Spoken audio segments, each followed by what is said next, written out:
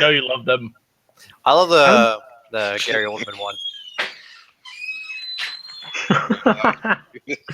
Really. How do you even find all of these? Are you just going through Imgur? Yeah. Imgur, Yeah. that's what you call it.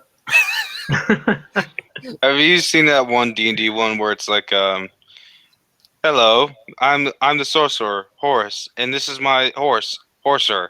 Yeah. Yep. So what do you guys prefer? Girls, animals, funny things? What's your preference on pictures and gifts? Oh, okay. It really depends. Depends on my mood. What's about girl bunnies? Someone likes Playboy. Or furries. It got real quiet. You don't make fun of furries. You got that? I don't. Oh, that new Disney movie beat the records for Frozen. Really? Good. Yeah, it got like 75 million its opening weekend. Ah. Good. I Yeah, haven't seen Frozen. good for you. My little cousins always want to see it. It's annoying. Yeah.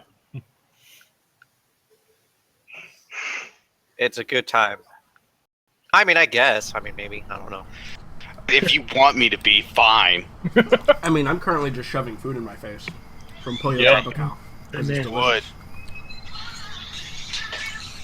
I have a nice big bowl of blueberry yogurt with honey granola and almonds. That sounds healthy and lame. It's the only food that I can make within 5 minutes that isn't cereal, and I've eaten cereal for the past 3 meals. I would eat cereal.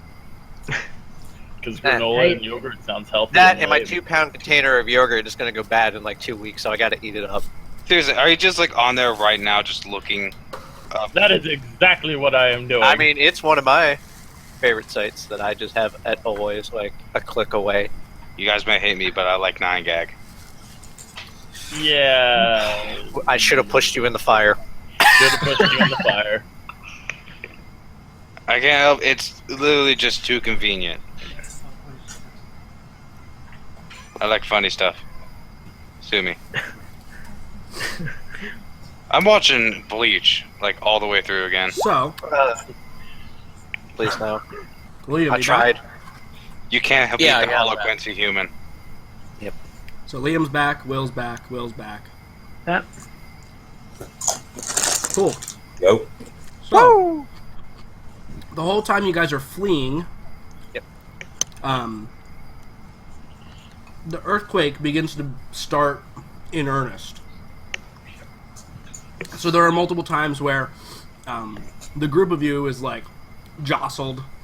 You know, imagine the scene where like you're running through the tunnels and like a particularly hard like shake happens, and you know you have to like put your hand on the wall to brace yourself. There's dust falling from the ceiling constantly. There's probably like one time where you guys get to like a blocked path, and you have to circumvent it, or you have to like dig your way through because it's collapsing. But like I said, after about an hour of basically bolting, it begins to calm down enough where the adrenaline is wearing off now, and you all have quickly come to the conclusion that you guys are all about to die. Like, it's just, that's how you feel. Like, you feel like you're dead. So maybe at one point, like, one of you just, like, stumbles and falls, and, like, you realize, oh my god, it's almost impossible for me to get back up. And so, I think you guys probably determined that taking a short rest is probably a good idea, because also, you want to also kind of get your bearings a little bit. Like, you're on the generally right path, but you do want to make sure. While we're taking the short rest, can I examine the hammer? Yeah, so I think you guys bed down for a short rest. Yeah. So we'll go one by one. Rocco, we know what you're doing. Yeah, I'm checking out that hammer. Oh. So, first of all, what is Rocco's thought process after what you've just been able to accomplish, which should have been impossible? There's no way, under circumstances, should you have been able to survive. Yeah, Raka's first thought goes to Rhea. Mm-hmm. And he's like, "Thank you, my new god." And then he thinks of all his teammates and everybody, and then he thinks of the people that gave their lives, the ones that were just around. Mm-hmm. Feels bad for them that they didn't get to witness the glory, but hey, that's battle. But yeah, he's just kind of now. It's just kind of the wind down time for him. Time to check out what they got. So the hammer. He also, I imagine along the way, instead of taking the healing potion himself, he gives it to Leoliac. I think Leoliac would drink it. Certainly. Mm-hmm. No, 1 HP. Alright. So he's looking a bit better. We don't. I've still got spell slots. We don't need to be using potions. Raka does not know that. I was trying. Well, yeah. Raka was more thinking along the way. Holy shit! Holy shit! Holy shit! Holy shit! Holy shit! Yeah, I imagine We that's just killed a probably what- giant. But we still got the strength to try to heal people as soon as we take a breath from sprinting for our lives. Yeah, Yeah, I we imagine just- that's probably what most of you are feeling like. Uh, So, Yeah, we just Raka, beat a giant. you're inspecting the hammer, and it looks like a typical blacksmith's hammer. You've seen it before. It just looks really big. You think that in order for you to like wield it as a blacksmith hammer, probably not in your normal state. It's just too big, too heavy to really be or wielded effectively for you. And additionally, blacksmith hammers are not designed for combat. So you don't even think that this would help you a whole hell of a lot in a combat scenario beyond just being a really big hammer. Does it seem magical in any way? You can't tell if it's magical, but it doesn't seem like it's... The craftsmanship is good. Like, it's probably better than most things that you could ever find. Really, its only defining trait is that it's big. Yeah, I want to keep this as a trophy for a little while. Yeah, and you think that as a trophy is probably its exact purpose. Yeah. Like, how big is it exactly? Well, it was about half the size of his sword, which was about as big as... It was probably about, I don't know, maybe 1.5 times your height, so if you, like, put it on the ground and rested your hand on it, it would be maybe... Would it be like the size of my shoulder mall? level. Oh, it's bigger. It's bigger than that. Oh, yeah, that thing is cool then. Yeah, it's probably like shoulder level to you if its head was resting on the ground. Yeah, that's awesome.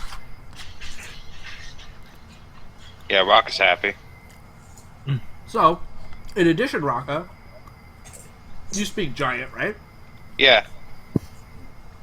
It has runes along the haft of it, and it's giant script. And I will send you what they say. Awesome. Cool. So, let's jump over to Morella. Yes. So you've been running for your life after, well, after fighting what you fought. Yep. You finally get a chance to take a breath. What's Morella's state of being currently? When we all settled down and just make sure that we catch our breath and things like that, she immediately goes to Leoliac and looks at him and how does how is he? He looks fucked up. He's got a nasty head wound from where the flat of the blade hit him that one time.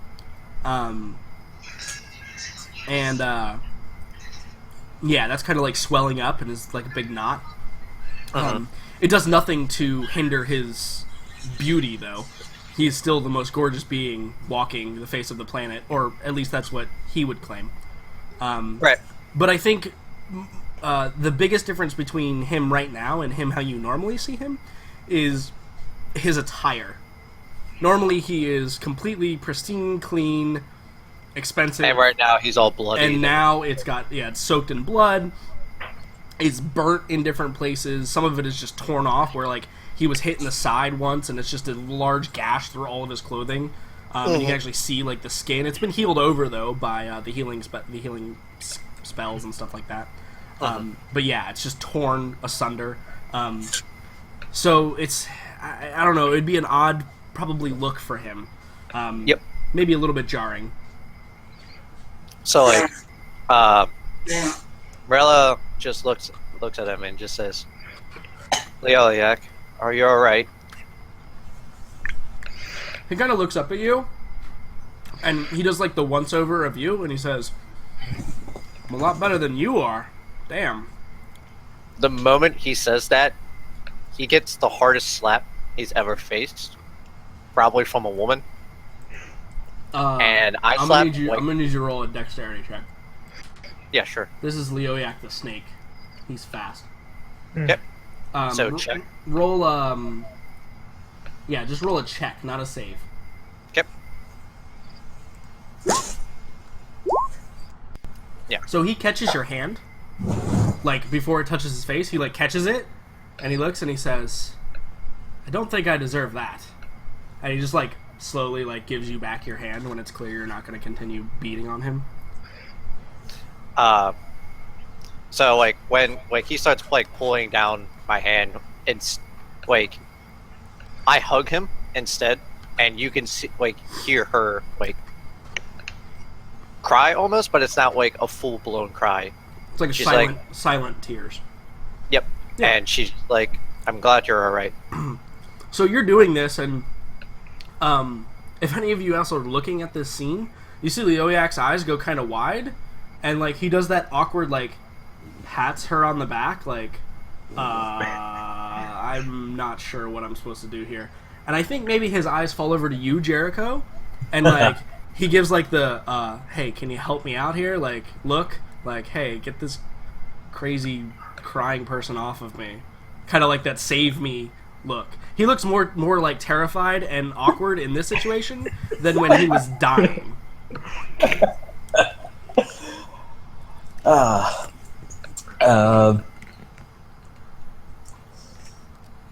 Master of diplomacy, Jericho will come to his aid and put an arm around both their shoulders to sort of pull them into a group hug. Right? Okay, hug it out.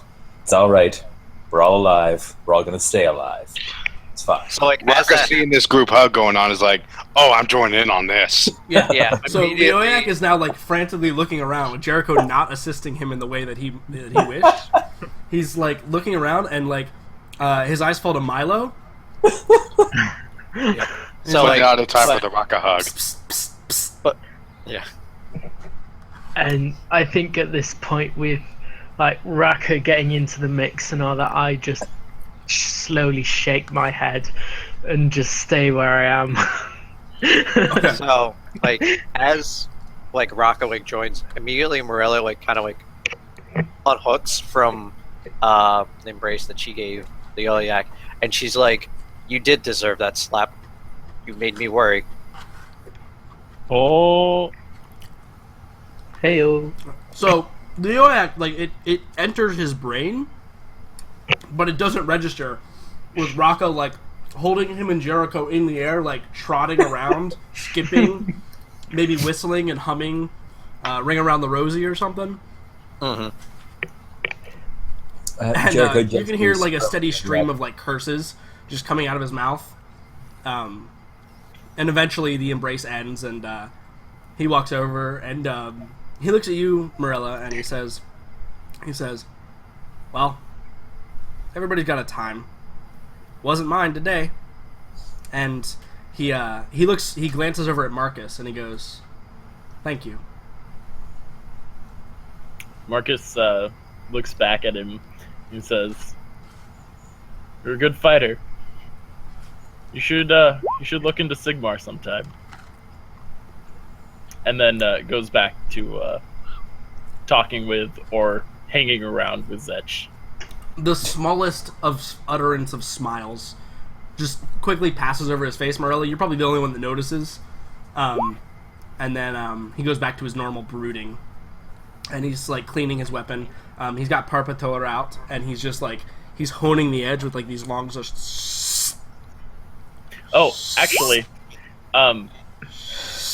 when Marcus sees him starting to do this to the blade, he comes over, and he says, "Can I help you fix your blade there?" He holds up a hand, and he says, "No. Parpador is mine to carry. It is mine to care for." Very honorable. And then he will go to fixing all of his shit and Zetch's shit, and then everyone else's shit. Mm-hmm. There's a lot of people with shit fucked up. Oh yeah, lots of fire. Like mending the clothes and stuff too, right? Like not just because a couple of you were ignited. So like Morella, like your clothing is all burnt. It's basically just your armor now. Raka for sure. Most of your clothing is just singed and burnt My away. Schwang is currently out. Yeah, probably, yeah. Who knows? So we know what Raka did. We know what Morella did. So we know what Marcus is doing. Milo. You actually don't meet up with Hedwig again until you guys stop to rest. And then Hedwig just like kind of like appears. Well, thanks for just running off there, Hedwig. Hedwig says back to you, and you know, telepathically says, well, I mean, you're the one that got us in there, stupid. Wait, hold on. Let me rephrase. The big dumb one's the one that got us in there, and you followed him, stupid. Well, Someone died. I had to help. It's in my nature. I probably hesitate on my words and then say, well, remember that if I'm not around, then you can't stay in this plane. And I never really said I wanted to be here in the first place, so we're gonna have to work something out about that. Great. I was summoned, not come voluntarily. And I think that Milo just kind of leaves that at that. Okay, cool. Things get really weird when you rotate them. So, is there anything else? What's Milo's state of being? You're not injured, right? Yeah, I don't think you took anything. No, I didn't. But you're probably like still physically exhausted, right? Yeah, because I've been running for an hour. But Yeah, and you're slower than the rest, so you had to keep up. I'm probably more intrigued than anything. I may even take out a bit of scrap paper and ink and kind of document the fire giant a bit. Sure. Just things like that. Awesome. So, Jericho, you said you're going to be healing some people up with the rest of your spell slots? Presumably. I mean, they look like they could use it. Absolutely. They look like they can use it. So, Well, we still have hit dice, too. Yeah, I mean, you guys are still full on you're hit gonna want dice and all them that too, stuff. but spell slots all come back at once. Hit dice take time. True. So, first, for Raka, who died yet again to protect us. I died for your sins. And thus you were reborn. Mm-hmm. Oh, hung on. Just real quick, Marcus is actually going to use 2 of his hit die. Yeah, okay, that's fine. I mean, we're not done with the short rest. This is going on during it, so... Okay. Yeah. We'll wait. This for Morella. Woo! Damn. Jeez. Goddamn. Wow. Almost maximum. Who else? Oh, Zetch, also almost dead. Thank you. You are on fire. Very literally. This is not going to get old.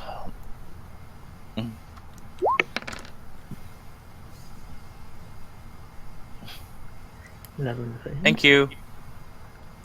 Raka, that's what the hammer says. Yeah. Okay, I have 1 level 1 spell slot left. I think I'm going to save it just in case we make some hideous mistake on our way out of here. There you go. Cool. Awesome. So, Zetch. So distinctly, Zetch, what you notice once you're able to catch your breath and, collect yourself, that heartbeat is obviously absent, right? That power that was flowing through the area is noticeably gone. Right. Upon the death of the giant. Clearly that was the catalyst of what was going on. But Right. again, who knows? There could be any number of things in here that are still worrisome. But you think that you've dealt with the immediate threat.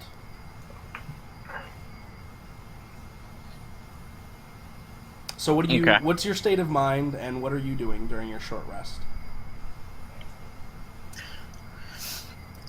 He is feeling a little disappointed himself that in the predicaments where he could have done better, he just seemed to fail horribly.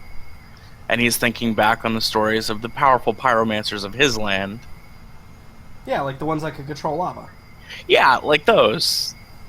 And he's given some serious thought to the benefits of Sigmar that he's seen in this land. Cool. Awesome. So is there anything else that anyone else wants to do during your short rest, or are we just going to continue on? I would like to spend hit dice. Yeah. No, any conversations you guys want to have, anything like that? I would like to mend and then sit with Vetch, sorry, and just converse with him. I would also like to just real quick go to Leoliak and ask him if he's feeling alright, like if he's needs any help. Yeah, so I think that Leoyak, he probably regards you and he says... Because, let's see, Leoyak did see you go down. Or he didn't see you go down, but he saw you down. And he probably says to you, he's like, I don't feel so bad that I wasn't the only thing to be knocked out by that thing. Jericho will take this opportunity to chime in with, yeah, do you go down that easily all the time? He kind of looks at you and he raises an eyebrow and he says, I'm willing to bet you couldn't take one blow from it. I'm not sure if he was riffing off the innuendo there, or if he missed it completely. I took 2. Granted, I was also being fought by fire elemental, but that was still disgraceful of me. Leoyak, in a moment of rare, I don't know what the emotion, empathy maybe? That doesn't sound like him. Looks at Raka and he says, you should not be disheartened. Fire Giant is it is a worthy creature to die to. It was not our time, though. Thank you. And apparently, you are also a worthy creature for it to die to. I'm saying this to Raka. Thank you. That makes me feel better. What you gonna do with your hammer? Lots of shit. It's cool. I actually found out the giant's name from it. And a little bit of a problem, possibly, because of it. Turns out that this guy was... What's the problem? This guy is Rhaegar the Smith, and he is the youngest of the Hyuga clan. So, are you suggesting that we may have just made an enemy of an entire clan of fire giants? All of whom are probably older and more experienced than him? Would I think that? So, so what you know of what giant culture, especially fire giants, a very common coming of age gift is something like this hammer. Now, giants they have quite long lifespans, and this was clearly you would say this giant was probably middle-aged, maybe. However, this hammer would have been something that he was given when he came of age, so many, many years ago he would have received this. So I assume that the point at which you're talking about could be a problem. It's quite possible that he's not the youngest of his clan anymore. That is a common term given to giant children, like youngest of their clan. Typically, that is a signifier of what could only be called royalty, even though they don't have like a monarchy, like they don't have like a system for that. But of important figures. Typically, they're only denoted by the oldest, youngest, or third born or fourth born. If like you're like a peasant giant, which basically is not fire giants. Like peasant giants are stone giants or hill giants, like the common folk. You don't have those kind of denotations. So basically, this guy was pretty high up in the ordering. He would have been, well, all fire giants in general, like, if you're born, like, as a fire giant and you have those abilities, you're automatically, like, a cut above a lot of other giants. Like the Hillstone and all them. Right, yeah, you're automatically, like, a cut above the rest. And if you came from, like, a important family, then yes, yeah. Having the term the youngest of the Hyuga clan probably means that this giant has pretty, like, not, I would, like, think of him as, like, a minor duke or lord in, like, what would be European culture. Like, that's probably the level at which you would put him at from the information that you have. Yeah, I would tell Leoriac and Jericho that, yeah, this dude was probably a duke in his in his clan. Sure. So we might be expecting some. Would I expect that, like, maybe revenge might be a thing that could be possible? Vengeance lives in the giants fairly commonly, yes. So yeah, if someone cared about this individual enough, yeah, absolutely. So I would say, yeah, vengeance is definitely something that could happen now, because we basically just killed a noble. I clap Leoyak on the back. You're gonna get a chance for a rematch. He just shakes his head and scoffs. I hope I'll be here again when they come. And Leoyak actually probably pipes up and he says, yeah, that's all fine and good, but we should probably figure out why he was here in the first place.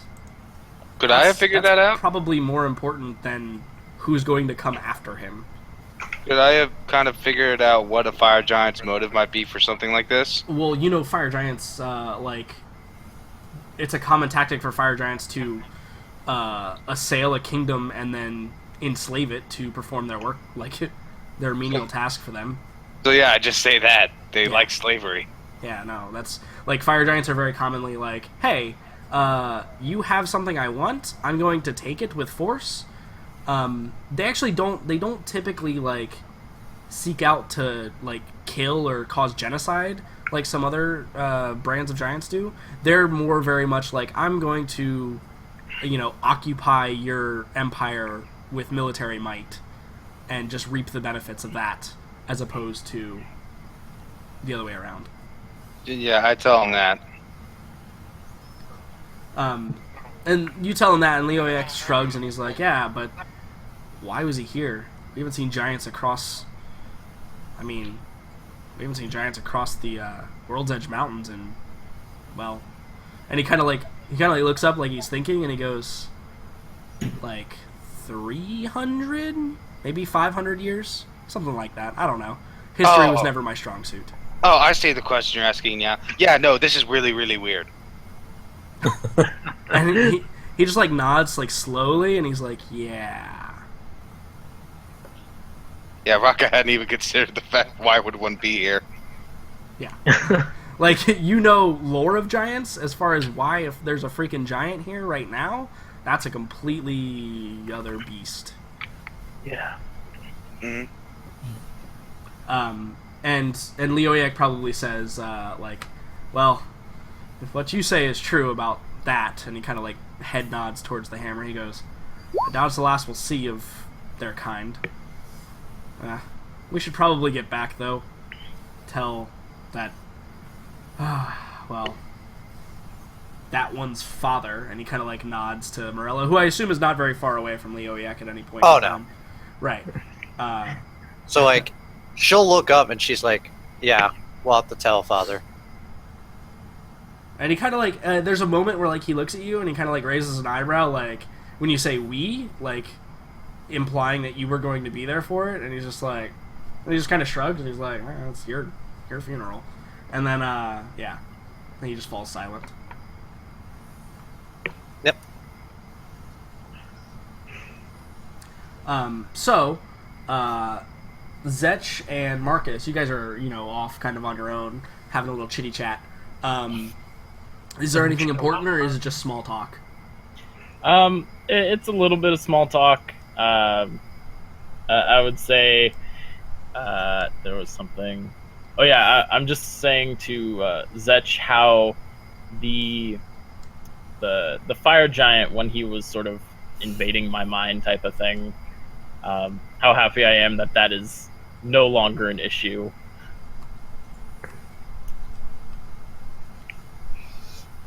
And I think we'd be also discussing the difference in fire, both like divine, elemental, and then this specific type of magic, how dark and perverse it was.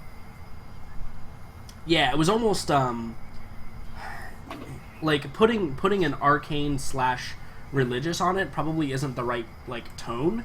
It was almost like, I almost would want to say like natural magic, like the type of magic that, like, while it's still quote unquote arcane magic, is more the type of magic that a druid or a ranger would use, as opposed to what the two of you throw around, and even Milo throws around.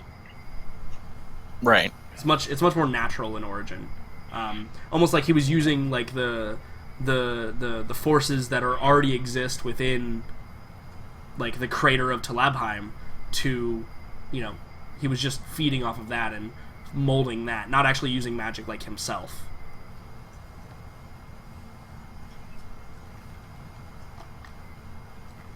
So cool. So, you guys finish your short rest. So now, you can go ahead and spend hit dice. And if you spend a hit dice, you can roll an additional D8 now, or is it still D6? I don't know. I'll double check that. I don't know if it goes up at the same points that, like the same time that the other thing goes up. Song of Rest increases to D8 and 9th. Ninth? Okay, so it's still a D6. So for those of you that rolled hit dice, you can roll an additional D6. Alright, so what am I at? That. I'm at full now. Yeah, I'm at full without the D6, so. Lucky me. Fine. You don't get my song then. No. Damn. No, What I will can't do is, there you go.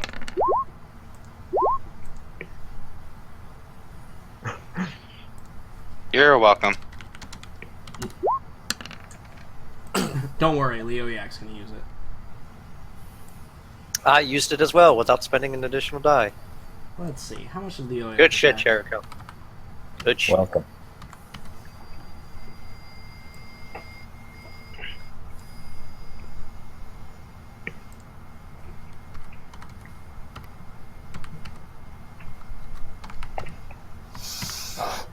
Alright. So Leoyak is now at... Does Cool, he's now Leoliac at, like have... half health.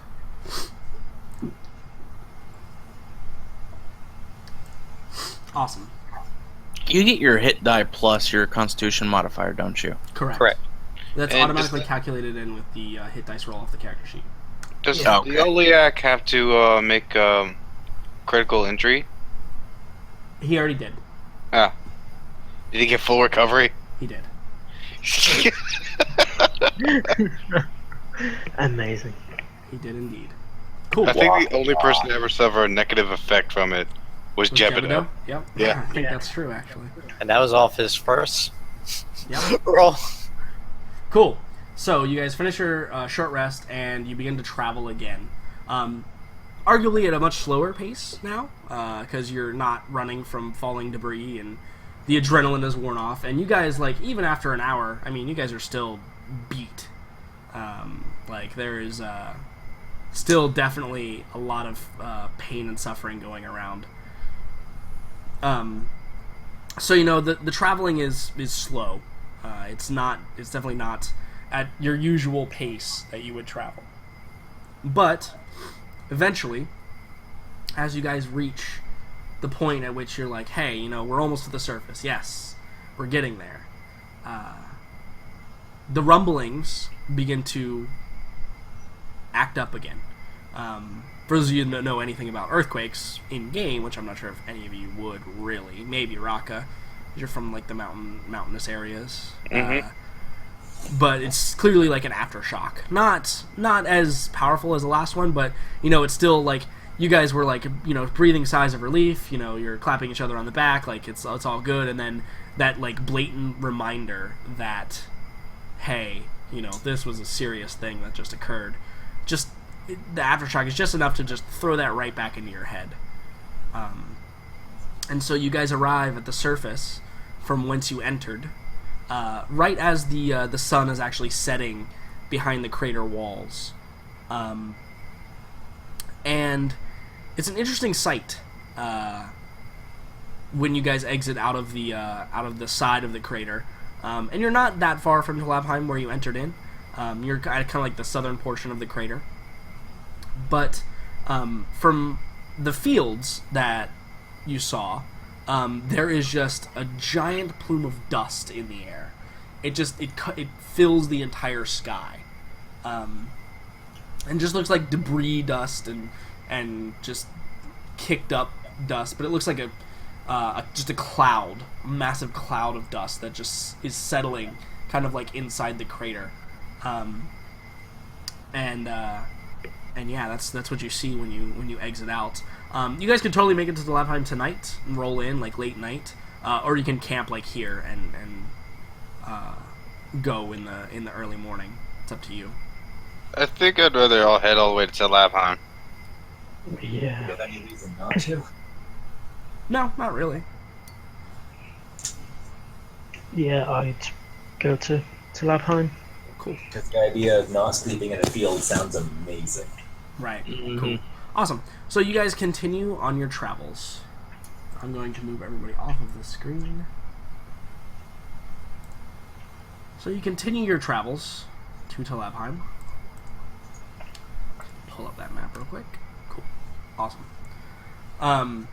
And around probably what would be like 9 o'clock at night, you guys are arriving, and some of the sentries that are like stationed out on the edge of town, they see you, and they see you all like beat to hell, because even though you've like mended and cleaned, like you guys are clearly like beraggled. There's no way to avoid being seen like that. So the sentries like start calling out for like healers and clerics and whatever to like come join you, and to help you out, and like they rush out and they're like trying to help you with your stuff, and then the just assault of questions like, what happened? Where were you? It's late. You guys normally come back much earlier than this. Just blah blah blah blah. And like one of the guys probably looks at Leoyak and he's like, Where's Reynald? Is Reynald with you? He went with you. And just you guys are just being assaulted. And where are you guys headed? Like, are you headed to like the inn, or are you headed to like the castle, like the palace? Morella is heading towards the castle. Yeah, and that's where Leoyak's headed too. When they start asking questions, immediately I interrupt them by saying, "We'll answer the questions to my father." Yeah, so I think that it depends on like you guys are all like headed to the palace. Is anybody like saying, "Screw that, we'll deal with it in the morning"? No. Okay. No. Cool. So you guys are headed, and you guys have assembled a crowd. I think all of us are pretty much just waiting on the reward. Yeah, and I'm carrying a huge ass hammer too. Yeah. You guys are just, you guys acquire a crowd of individuals because it's quite a commotion, you guys all coming in. You guys were, first of all, everybody knows you as the people who, the travelers, right? That's what they're calling you, basically. Because you're the only people that made it through in the past almost 4 weeks now. And, you guys were the ones that brought word, and the families of the people who are going on these sorties, like, they know some information. So it's quite a sight. So Morella, when you say that, like, the people around you, like, they give, like, short bows, and they kind of, like, fall into the back, into the rear. But, everyone that's, like, talking to everyone else, they're all, the excitement is real. Like, it's starting to build to unnatural levels at this point. Rocco As you guys are approaching the smiles. palace. Rocco smiles and waves to the people. So yeah, you're smiling, which everybody else is just kind of like, ugh. You're smiling, and I think that people are like, they start to like whisper, and like you see them like talking to each other, and there's a undercurrent of excitement now in the questions and the commotion going on.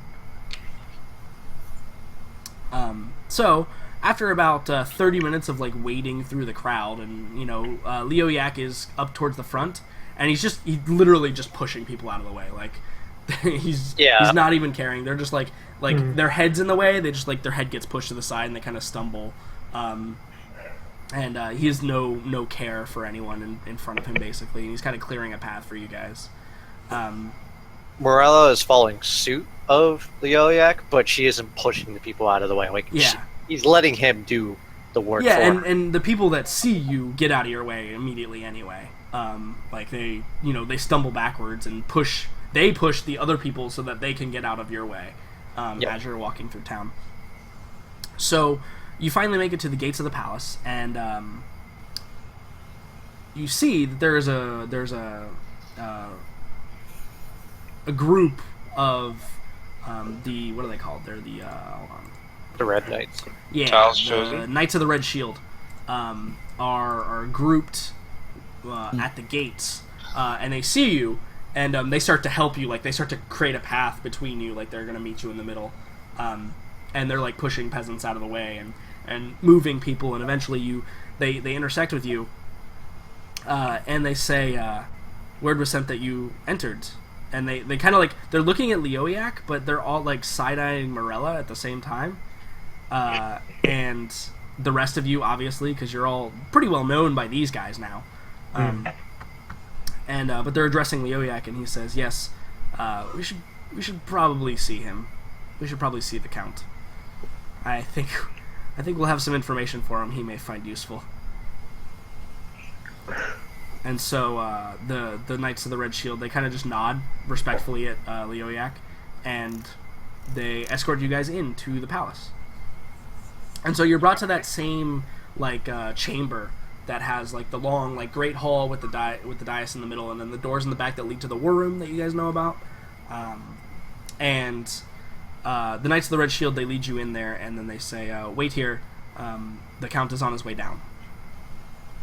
And so you guys have a few minutes before, like, before he gets here. And Leoiac turns to you, and he says, so, what exactly are we going to tell him again? Like, he kind of, like, looks around, he's like, I've known the Count for, well, a few years now. And I can tell you that, it might be good, it might be bad if we tell him, like, the whole thing. Possibly we should leave out the parts where, like, his men died viciously. Let's say they took out, like, 100 fire demons by themselves. How did they die? Because all I saw was one get licked by flames and fall over. Jericho will take the opportunity to put a reassuring hand on Rocco's shoulder and say, they died killing 100 fire demons. Right. And, yeah, I think Leoiac at that moment, he, like, smiles and he nods. He's like, that's the ticket. That's what I'm talking about. Got it! All right. Good. Awesome. Hundreds of fire demons. That's totally what was down there. Because if we tell them that they were crushed by, a couple of little fire dwarves, that's probably not gonna make him happy.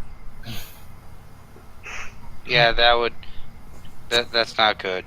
He has a lot of faith in his men, and let me tell you, most of them are completely useless. Like, 99% of them. I didn't want to say anything. Morella just like looks over at Leoliac and she's like, I know. Yeah, it'll make Why it do you better think going you're forward. my teacher? Should we tell him about the fact that there might be more?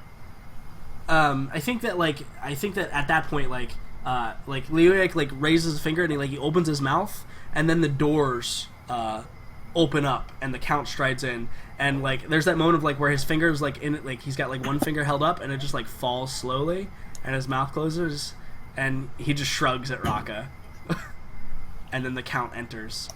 As the Count and- enters, I yell out, "Look at this shit!" And then I hold my hammer up.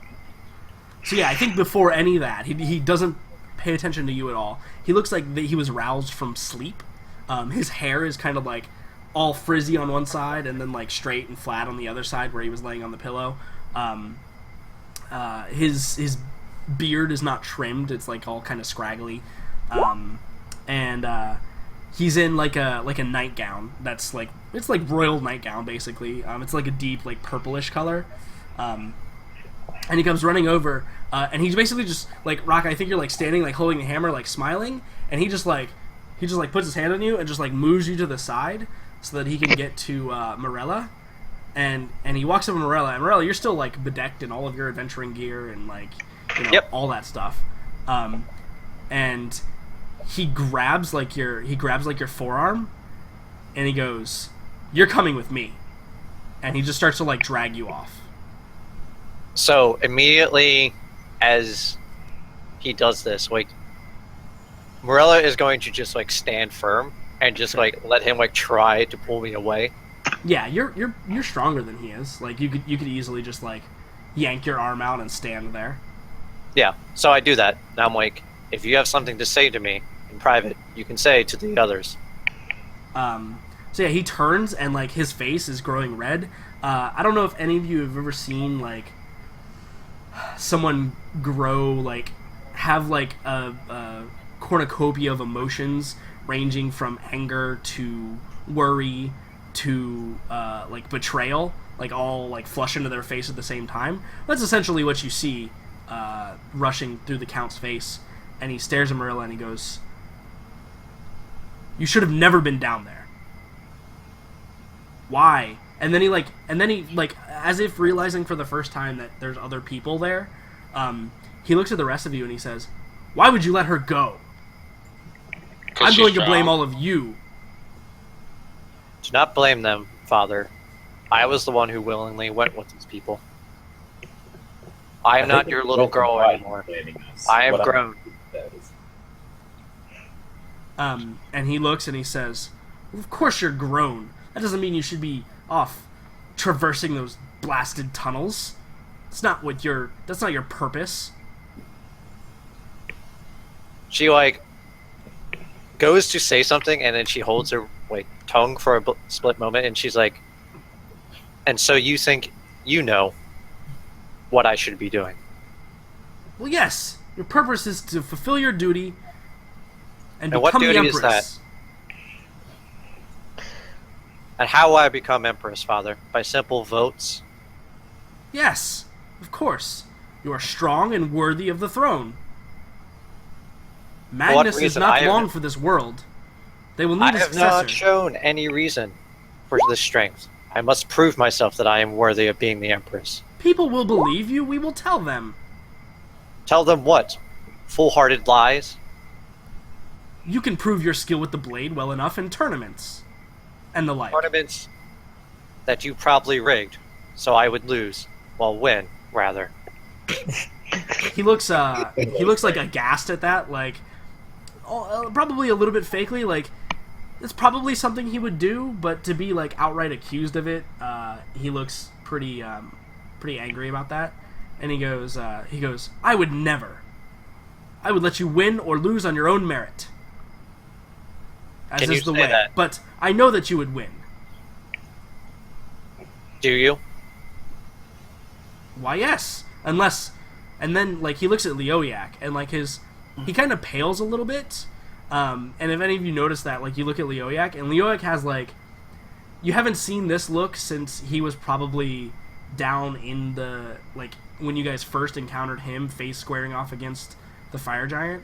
and he just like has this look of like dead serious. Like he's not like aloof or like being his normal douchebaggy self.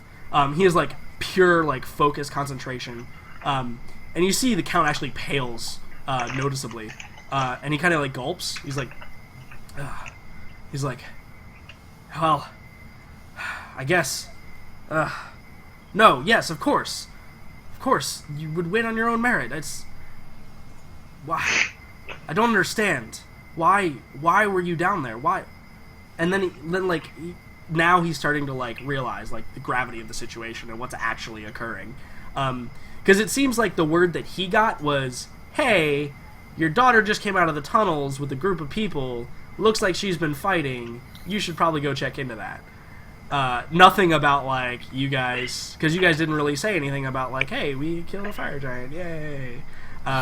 So that wasn't the word he got. The word he got was, like, his daughter's being, disobedient.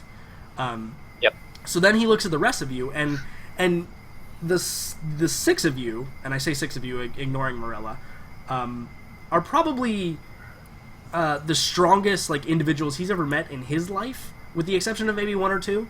And he sees that you guys, even though your clothes are mended, but you guys all look battle worn to the maximum.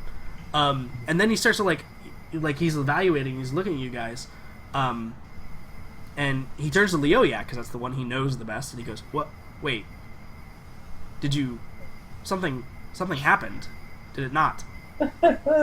Yes, Father. Something did happen. Booyah! And I hold up the hammer again. Yeah, so I think Raka goes booyah, and the Count turns, Lord or Count Fairheart. He turns and he looks at the hammer, and he says, "Wait, is that?" Yeah. And Morella, you're probably closest. Roll a dexterity saving throw. Okay. Okay. Morella, you catch your father as he faints. Oh man, I was gonna do a puppet show with prestidigitation. So, as how long does he faint? Is the question. It's almost like his knees went weak. Like he didn't lose consciousness, but he his knees go weak and he just his eyes roll back momentarily and you catch him and then he shakes his head and he stands back up and he's puts his hand on your shoulder to support him, and he goes, "So, it's done? It's over?" Uh-huh. Good Count Fairheart. What I would recommend, perhaps, if you take a seat and our wonderful bard here can partake of you a wonderful story of the adventures that your future empress may have taken part in.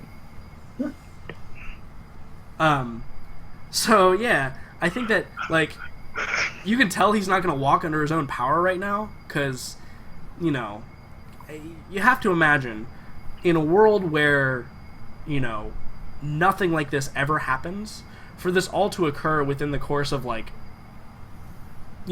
week, from the discovery of what it might have been to the returning adventurers successful in their mission of destruction, because that's what adventurers do. It's a lot to take in, and you notice when he fainted, the Knights of the Red Shield they come running up to see if he's okay. And Morella, you probably help him to a chair or something that's in the Great Hall, and he sits down, and he looks at one of the knights and he says, "We're going to need quite a lot of alcohol. In fact, all of the alcohol, please."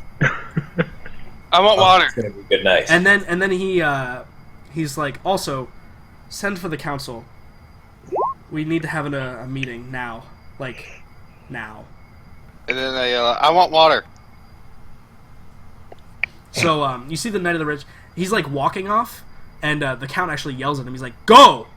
And the Knight actually starts to scramble and kicks open the door, and things are being done to bring you all of the alcohol in the council. I'd like to yell after him too. Don't forget the water. Yeah, you're not sure that they heard you. And so he directs the other knight to clear the table, of like whatever was on it, like maybe some papers or some documents, or like maybe plates or stuff from dinner the night before, or that night, earlier that night. And he clears the space and he looks at you, Raka, and he says, "If you would," and he kind of motions to the spot on the table that's been cleared away. Got it. Come over. And he just like looks at you and he's like, "You can, if you would place the hammer there, please." Sure. I want it back though. Skadunk. So you set it down, and he just sits there like staring at it. He seems lost in thought. Pretty badass, huh? It was owned by Rhaegar. And I think that like once you say like it was owned by, he kind of like shakes his head and he like comes back to reality, and he looks at you, Raka, and he says, "Rhaegar, who is this Rhaegar?" The fire giant. His eyes just kind of like he just like blankly stares and like blinks a couple times, and he goes, "How did you know its name?" It's written on the side. Here, see? And I pointed at it. Rhaegar the Smith, youngest of the Yuga clan. Yeah, so he kind of like he gets up and he kind of leans over the table and he looks and he's like, "Oh, well, obviously I will trust you on this. I don't speak giant or whatever language this is." Giant. He says, "What? Who are the Hyuga clan?" Would I know them? Probably not. No. Could I roll history? Like Maybe. you have a general knowledge about giants, like current events in giants. You don't really know. Alright, that, You don't have direct dealings with giants like now. You just know like what they're capable of and what their abilities are. just basically say it's probably a clan of giants, and in terms of this person's position, he would probably be about a noble or a duke in it. Could I possibly know about the clan? Because I know giant and I'm fairly well read. Yeah, you're a halfling. History Sure. check. Yeah, roll a history check. 18. 18 is pretty good. I don't know if you know the Hyuga clan specifically. Like, you don't know any of like the names, but maybe in like a very obscure reference in like a book you read like 20 years ago or something like that. Yeah. Like super obscure reference, it was listed there, like it as like a, hey, these are the known clans of giants, and blah blah blah, blah, there's all the names or whatever, and you remember it being there, and it probably like it said Hyuga -fire, like that's all it said. Fair enough. But for it to have been a known clan, that's something. Like it's not like an upstart clan; it's clearly established and. Yeah. 300 to 500 years ago when giants did exist on this side of the World's Edge Mountains, they existed, so you have that information available to you. Yeah.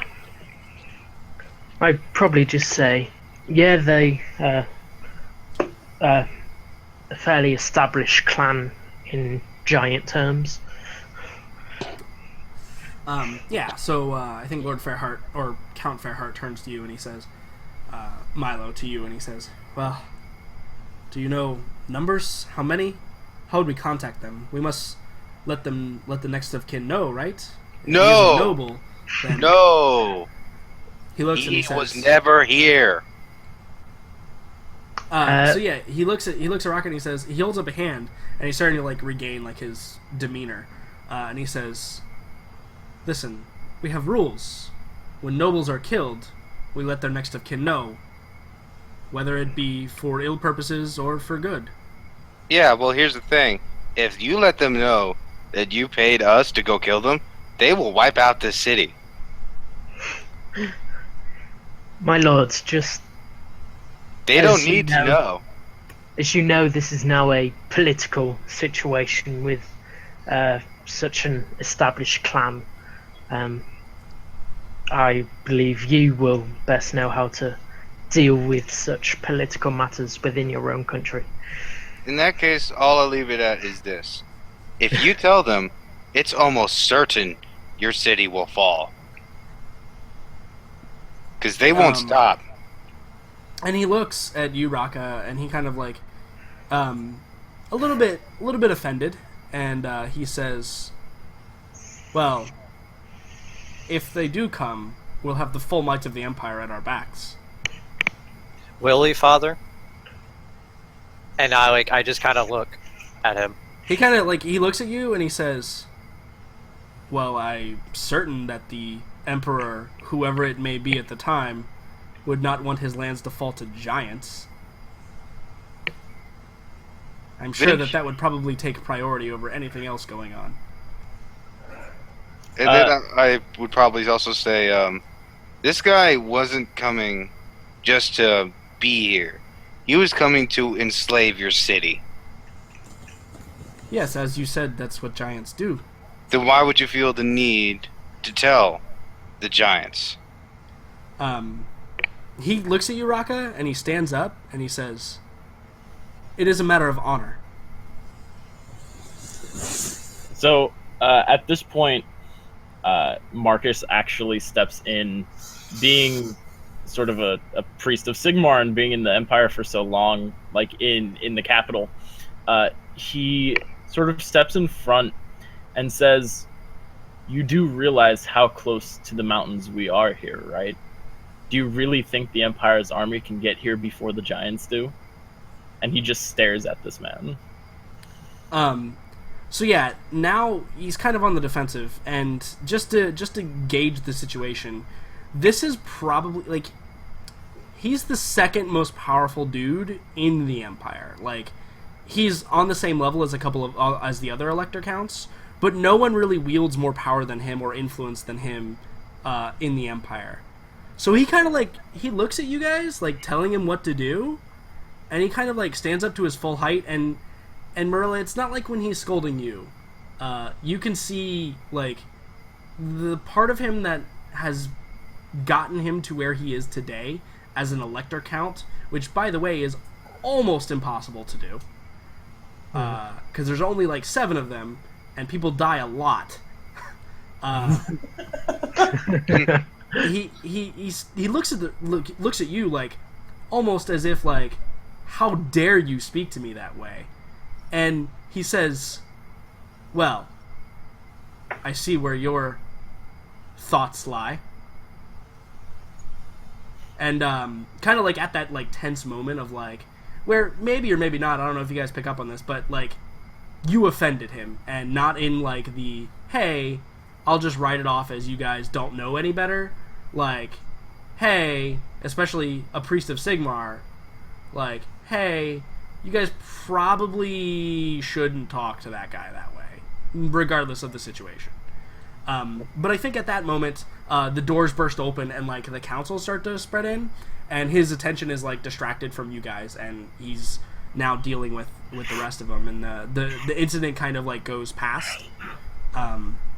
Like the moment passes, and once everybody's like assembled, like sitting around the table, he looks at you, Jericho. You've been announced as the quote unquote bard, and I mean no offense by that. I just mean like that's how they announced you.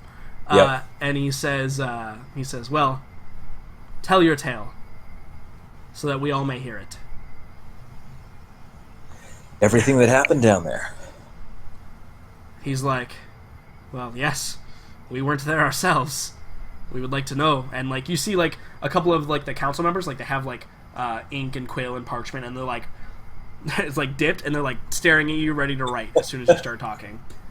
Make me look awesome. Ah, that won't be too difficult. Okay, do you want me to actually recite everything that happened down there, or can I just... Not if you don't want to. I mean, if you want to make a flowery speech about it, that's totally up to you.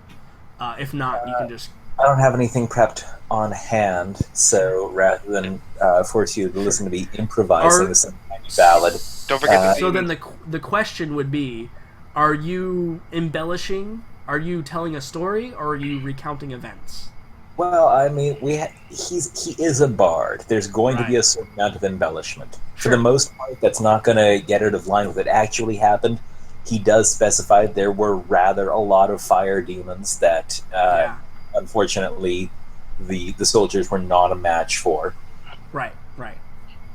Um, And I think when you get to the there fire was some demon part, point down the frequency with which people were knocked unconscious or set themselves on fire by mistake. right? Yeah. Forgot they could only concentrate on one spell at a time, which I Sure. think was all of us. Right. Yeah. Absolutely. Yeah. Okay. So you're playing it up a bit. I think when you get to the fire demons part, you see like the council members. They're all like paying attention to you, and the count's paying attention to you, and Leoyak is behind the count, and he's got 2 thumbs up, and he's smiling. He's like, yeah.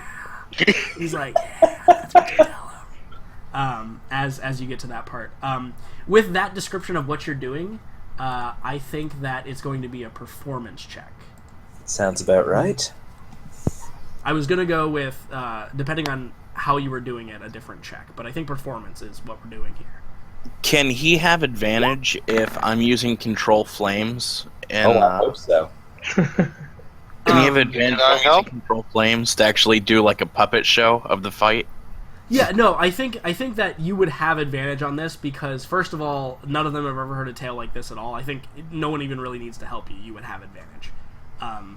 So yeah, 14 isn't your greatest telling, but I mean, you're tired, right? Like Yeah. you're completely tapped on like all but one spell slot, and you've been constantly healing and repairing and prestidigitation and stabbing and getting stabbed and the whole 9 yards. I haven't had time to come up with any particularly good play on word. Right, yeah. Pretty much you're just... So it sounds a lot more like recounting the details and a lot less like a performance. You'll have plenty of time to improve that story. So there's not like a whole lot of like gasps and oohs and ahs like you would hope for at certain points. One that you probably get is so I guess a big important part, like, do you mention, like, because if we go through it, like, do you mention Leoyak getting smacked to the side, or is he like up the whole time, like just on his last leg? He's definitely knocked aside because that's an important moment for Raka to rush in with his enlarging Sure. potion. But Sure, so he's you're kinda never like- flattened or anything. Okay, yeah. But he was there a lot longer than he actually was. Oh yeah, no. Okay, cool. Yeah, so you it's kind of like you played it up, but you still let him know that Leoyak couldn't take it 1-on-1, and I think that like that's probably like one of the gasps, like when Leoyak is like batted to the side and Raka steps in. I think that's one of the point where like everybody's like you hear like a quill snap, and the guy's just like standing there like staring at you like with his eyes wide. And he's like holding the broken quill in his hand while it's still like depressed on the table. There's a huge ink blot starting to form where he did that. When you get to that point, but that's like the only point throughout the story that everybody's like. What about when I turned into a giant? I mean, he rolled a 14, so. They probably think it was just a metaphor. Yeah. They probably think that like when you say like you turned into a giant, like they look at you and you already look like a giant, so they're like, oh, okay, cool, yeah, Why does it turn back? Yeah, they probably are like, oh yeah, he's a bard. He's telling a story. Like he's telling me he's a giant. I see that he's very large. That makes sense. Perfect. Awesome. But they just brush past it. It's okay. I'll work on your verse like for the next time I perform this, because this is going to be the song that I'm performing the rest of the time that we're in this town. Yeah, of course. Right. So I think that when you finally finish your tale with escaping, just silence like falls over the room, and I think Leoyak's probably the one to break the silence, and he goes, "Well, I'm gonna go get some sleep," and he just like turns to walk out, like no like waiting for dismissal, no like bows or anything like that to anybody in there. He just like turns and he starts walking out. Raka yells out to him, "Good night, Leoliak." He just like as he's walking out, he just like raises a hand and like does like the half-hearted wave behind him as he leaves. And with that breaking the silence, everybody like scrambles, and like the council members are like talking to each other, and like it's just a chatter of communication going on at the table now. And you all are kind of like, after the story is done, like the 6 of you are just kind of standing there, like you're left to, like no one's really addressing you at all. They're all talking amongst themselves. Suggest something to Jericho that maybe we could tell him. I'd like to tell Jericho, maybe we should tell him to specifically say that we killed the fire giant.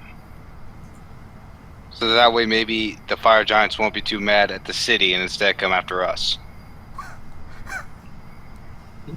Have you already forgotten that we've got like another thing that wants to murder us that will be hunting us down? Exactly. We've already got one thing, let's get another. Let's get the giants pissed at us. Are you just hoping that they'll like line up and we'll only have to fight one at a time, or... Rocco's more concerned with the fact that he doesn't want this city attacked. It's fair, but... Yeah, okay. Unless somebody stops him, then Jericho will do the heroic thing and step up to say that if they do have any further dealings with the Giants, they are free to give our names as the ones who killed Rhaegar? Yes. That was his name. So yeah, I think you say that to the Count, and he kind of looks at you, and he's like, well, I don't think we'd be able to hide the information that your group slayed the giant. I think that would be quite hard. But well, why don't you say that you are citizens of the Empire, yes? Regardless of whatever else you are? Obviously. As he like addresses you. He says, I am a politician at heart, and I will say that typically who does the killing doesn't matter. It's where they're from. But I thank you for none of us are from here. For your willingness to... He thinks about it for a moment. He goes, fall on the sword for this. But I think that they technically dealt the first blow, so any retaliation was met in kind. True enough. They assaulted my lands first. We responded. I see no problem with that, regardless of who the fault falls on. Then I would just like to say to Count, I just want you to remember that these aren't politicians. These are a militaristic people. He nods and he says, yes, that is clear, considering they had the audacity to attempt what they did, whatever they were attempting, which it seems clear, besides the take over everyone and control them, we don't really know what they were attempting. I will have to have people on that. Try to figure that out. Okay. So do any of you, any of the rest of you contribute to that conversation at all?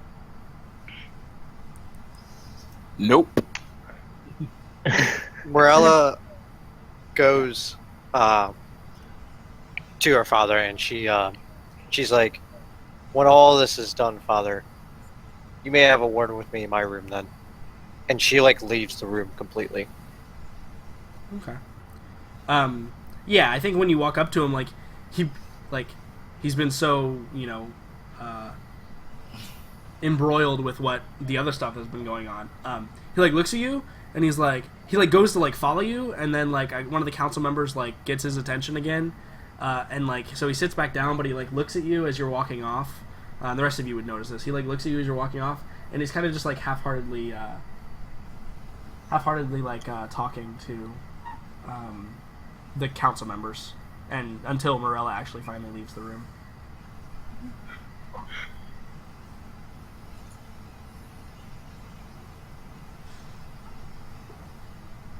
So the rest of you just head out. Nobody's really paying attention to you.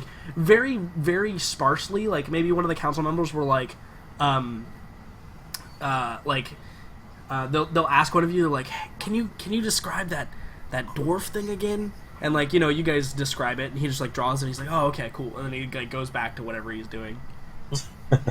But other than that, like, you guys are kind of left to do whatever. They're ignoring you unless you interject yourself in some way to what they're. I doing. would like to. Sure. Yeah. I would like to say, while all this discussion is well and good, there's the matter of payment. Of course, Rocco. Yeah, no, I think that normally in a situation like this, they'd be like, "What? We're dealing with, you know, the aftermath of you guys killing a giant here." But actually, it's almost reversed in this turn, and like maybe at that point, like when you interject that, the Count is like, "Oh my goodness, let's." And he looks at the council and he's like, "Stop all of what you're doing." He looks at the like. Well, there's no. I was going to say he looks at the time, but that doesn't make any sense because there's no like watch or clock around. He like looks like at the like outside to see like how dark it is, and it's pretty dark. Like it's nighttime. It's probably like maybe by the time you guys recounted your story, it's like close to midnight maybe. So the moon is at like a peak moment, and he says, "Well, perhaps we should not be the only ones drinking tonight. We must celebrate. We can plan tomorrow, or today, or whenever, later. Let's celebrate. Let's get them what they deserve." I yell out to Madame LaRoche's. And you say to Madame LaRoche's, all of the council members and the Count, they just like look at you with their eyes wide, and they all like simultaneously just like shake their heads, and they're like, not this late. Okay, somewhere else then. How about here? Why not? Because we don't want to wake up Madame LaRoche at this hour. Good point. Let's do this. So the festivities begin. Now, you guys have the distinct advantage, as I said before, in 2 days. So technically, tonight, like in 24 hours from right now in game, it is the summer or the spring equinox, which is the biggest holiday in Talabheim. There's no other holiday that even comes close. So now they've been separated from like the outside world for a few weeks, but for the spring equinox, you start preparing that shit like the day after it happens. Like that's how far ahead that you start preparing for the spring equinox in Talabheim. So the Count makes the call, and all of a sudden, all of the bells, like the alarm bells in the city, the church bells, they all start ringing and going off, and the city erupts into just all of this commotion. And for those of you that want to be, there was one other city, and I forget where it was, where you guys like had like a celebration or whatever. That was child's play compared to what's going on right now. You see just more alcohol and food and just banners and streamers and flags and everything. The medieval equivalent of parade floats. And this is all like middle of the night, like midnight. Like everybody's like, the word is spread like wildfire that, hey, it's time to start the celebration. It's time to start Mitterfuel. Mitterfuel, actually, is how that's pronounced. Mitterfuel. And so at that announcement, like that's what like the people have been waiting for. So with all the commotion of you guys coming back into town, and now the Count is announcing Mitterfuel celebration, you know, like probably like 8 hours early than when it's supposed to be announced. It is extravagant. And just absolutely batshit crazy. And with the like sudden announcement, like, so what do you guys do? Because it's like, you have the potential that you guys could just get swept up in this and just continue to party until you literally pass out. Just wherever you might be. So if there's anybody that would be prone to that, this is the time that it would happen. However, you are also given you're actually given rooms to stay at here in the palace if you choose. Yeah, I think that I want to choose a room in the palace for once. Okay, all right. So Raka's not going to partake in the festivities. Well, I am, but not till I pass out. Yeah. Unfortunately, I am a cleric, and that's not my life. So I'm gonna be the designated driver on this one and make sure everyone gets home safely after partying. Sure. So Morella, obviously you're up in your room, and we'll deal with that in a second. Milo, are you one that you would be swept up in this extravagance and massive amount of partying? The last time you went partying, remember, you almost got captured by Wolfram. Just remember. Oh yeah, Wolfram almost did stuff to you. Yep. Well, I think that Milo wasn't here for that, actually. He was not. You were about to you were about to be sore on the backside the next morning. Yep. I think he's typing and not speaking, so I don't know. Jericho, are you gonna jump into your natural habitat, even after what you've experienced the past, 24 hours already? I mean, Jericho didn't even get roughed up in there, so he's worn. But the crowd, I think, will rejuvenate him enough that. Oh, Jericho, you're gonna have the greatest of times. Yeah. Yeah. In fact, probably you lived in Middenheim, and in Middenheim, Mitterfuel is actually a pretty big worship in Middenheim as well. But not quite as big as it is in Talabheim. I think the bigger one in Middenheim, because they worship Ulrich, the wolf god, is Monstil, which is during the December month. Okay. But they do still Ulrich's still on the, because he's basically a nature god, right? He's still on the list for the spring, summer, and fall equinoxes. That's still he's still there for that. That's still definitely part of it. And you will see a bit of that here, so that will bring you home.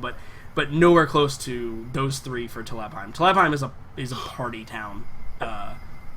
Middenheim's more militaristic. Talabheim is more party. So it's going to be an experience for you. Party town and party town. Yeah, it's going to be an experience that you will never forget. I can assure you of that. Fantastic. Zetch. Well, he's never experienced this type of celebration in this part of the world, so he'd definitely stay.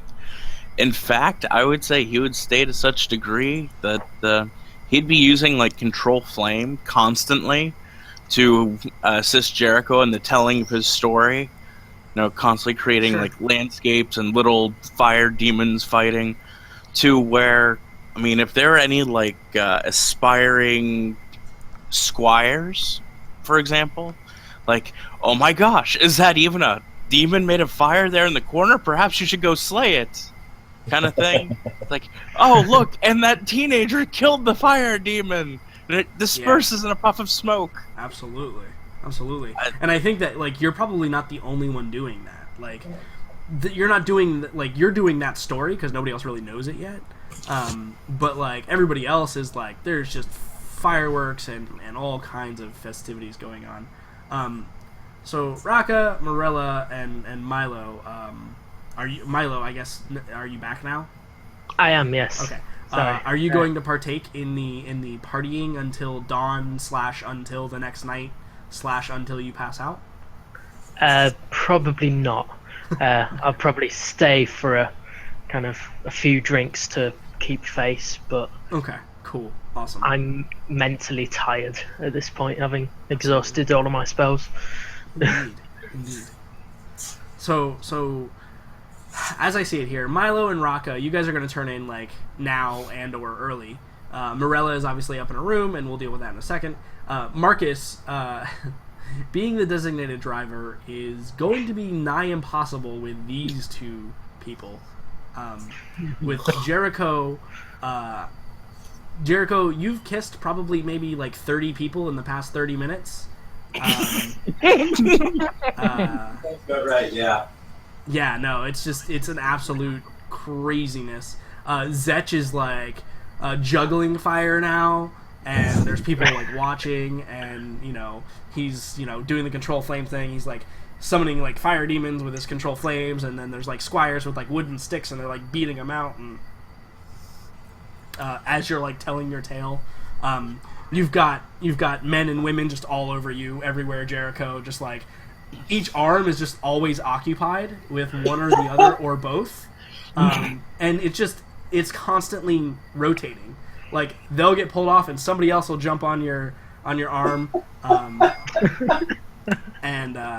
Just a myriad of faces and scents and hair colors and body shapes, and it's absolute bananas. Greater than anything you've ever seen or experienced. And it's magnified like tenfold. Like you've probably participated in festivals before, like both of you have participated in festivals before, but never where like you are the focal point, because at this point word is spreading. So you're not being you're not trying to cover up the story. You're telling it in earnest, which then the next person tells it in earnest, but there's one or two things differently, but it grows a little bit. So it's going to be hard to live it down. Actually, like being the designated driver, yeah, I'm not going to really partake and make sure everyone's okay, or these two are okay. But I'm going to be like using my thaumaturgy to enhance my voice and just say, "Come on, come all, hear the tale of giant slang," and just kind of like. I don't remember the word for it. Be like an announcer, like a caller, to come and hear Jericho's stories. A DJ? I think the word you're looking for is harker. Like at a carnival? Yeah, kind of. Or like the guy that would stand in the middle of town being like, hear ye, like a crier. So, while all of that is going on, Marilla, you're sitting in your room, and it's probably like 2 hours or so after you left. So at this point, she like has taken off her armor and is like set it on like a stand and things like that, and is like probably just finishing that up as like she like looks at herself in the mirror, like looks at the bruises and like burns and things that has happened, and maybe that's when he comes in. You would totally have time to like if you wanted to, because like I assume, and correct me if I'm wrong, but even though Morella is kind of like the defiant girl, but is a woman, and kind of sheltered, I still feel like Morella probably like goes through the motions of maybe like, hey, my father's coming to see me, he's an important guy, maybe I should put my hair up, maybe I should wash my face, maybe I should get the dirt from underneath my fingernails, like whatever. Like I assume like all of that is going on, right? Yeah, I mean she's not the most girly girls. Like she's definitely more. Yeah, like, but you've 110% been trained how to be a girly girl. Yeah, and so she and knowing the conversation that you're going to have very shortly, probably I would assume makes it so that like, hey, maybe I should do everything I can to make this go in my favor. Yep. So. Okay, cool. The only thing that I think might be wrong with that is, if you put on like that sleeveless dress and you've got all the bruises up and down your arms. Like, yes, see, I could be a perfect and proper, nice young lady, except for these, oops. Yeah. But I mean, like, there's definitely, like, you could put a shawl on over it, right? Yeah. But yeah, no, definitely, like something like that is going on, and I think that maybe, like, you're brushing your hair, like, sitting at your armoire, and Yep. you're brushing your hair, and you hear like a polite like knock at your door. Just Yep. So like she just motions to come in and like says it.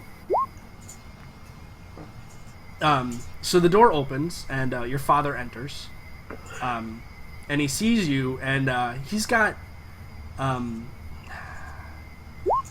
very turmoiled look on his face.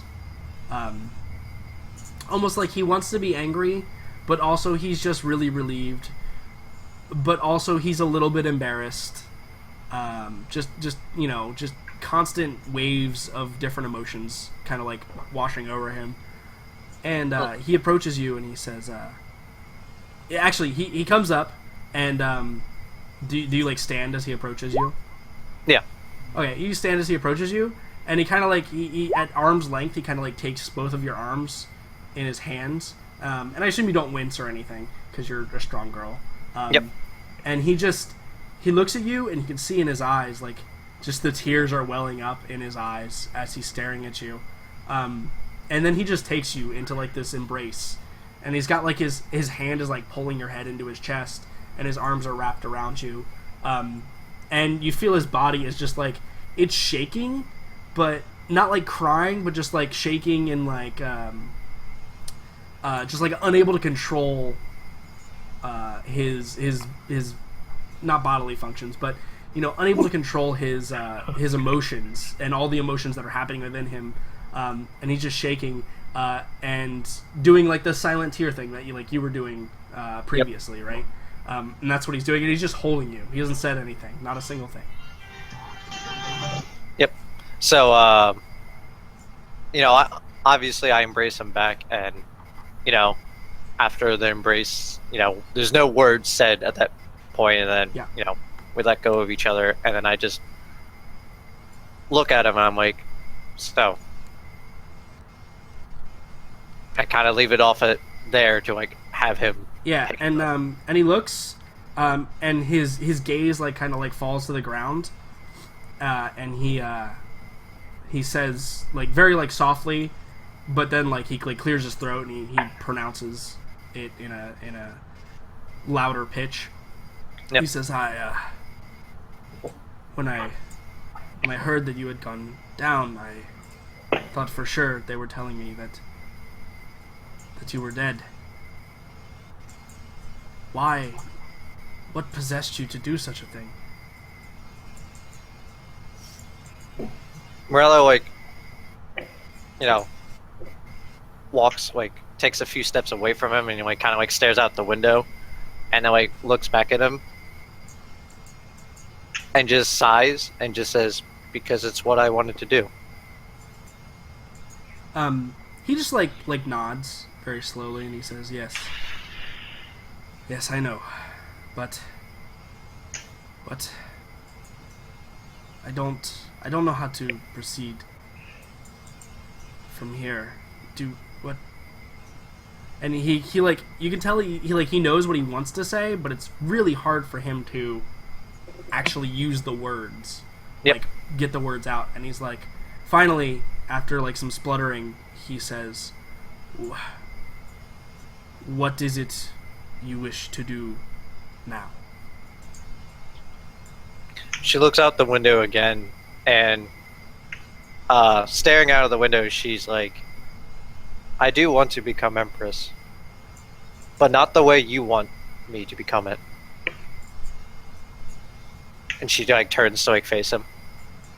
Yeah, he's kind of like, so he's staring at the floor. His head kind of rises, and he sees you like bathed in like the moonlight, and his eyes soften, and the tears like start to like silently like fall down his cheek again, and he nods and he says, in your own way. She smiles and she's like, in my own way. And then I think he probably moves to embrace you again, and we like pan out the window as you guys are embracing. Yep. Cool. No. So Jericho, you're blackout drunk. That's a touching scene. You're pissing on your face. Zetch is actually beyond that level. He's like if there was a blackout drunk level 2, like Super Saiyan level 2, that's what Zetch is at right now. Marcus, you're basically drunk just off of the fumes coming off of the people around them. So much Jericho, for designated driver. You're in your undergarments at this point. Sounds about right. Maybe slightly less than your undergarments at times. Where? Zetch, you've actually given out about 100 tattoos in the same design that you have on your arm to random other people in the city. What? Oh God. You could do that? Why are you? Apparently.